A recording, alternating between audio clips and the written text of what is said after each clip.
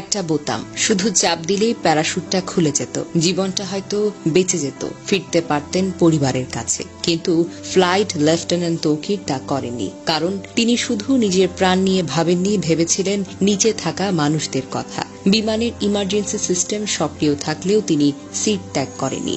শেষ মুহূর্ত পর্যন্ত চেষ্টা করে গেছেন বিধ্বস্ত হওয়ার আগেই ফাঁকা জায়গায় নিয়ে যেতে। তিনি জানতেন তার এই যুদ্ধ বিমান যদি কোনো জনবহুল এলাকায় পড়ে আরো অনেক প্রাণ যাবে। এই সাহসিকতা, এই আত্মত্যাগ কোনো শব্দে সম্পূর্ণ বর্ণনা করা যায় না। তৌকিরের যে বিমানটি বিধ্বস্ত হয়েছে সেটি ছিল বেশ পুরনো F-7BGI, একটি যুদ্ধ বিমান যার স্থান আধুনিক যুগে আর নেই। তবুও এই বাতিল বিমান দিয়ে চলছিল প্রশিক্ষণ, কারণ দুর্নীতি আজও উড়ে বেড়ায় বাংলাদেশের আকাশে, আর সেই দুর্নীতির বোঝা বয় আমাদের মতো সন্তানেরা। তৌকির আকাশে মারা যাননি, তিনি মরে গিয়েছিলেন বহু আগে। যেদিন বাজেট চুরি হয়েছিল, যেদিন সিদ্ধান্ত হয়েছিল 1970 দশকের বাতিল যুদ্ধ বিমান দিয়েই হবে প্রশিক্ষণ, এই সিস্টেম তাকে দেয়নি কিছুই। না দিয়েছে সুরক্ষা, না দিয়েছে বিকল্প, না দিয়েছে আধুনিক কোনো যন্ত্রপাতি। তাকে দিয়ে গেছে কেবল ঝুঁকি, মরিচা ধরা লোহা আর নিশ্চিত মৃত্যু। তবু তিনি পিছু হটেননি।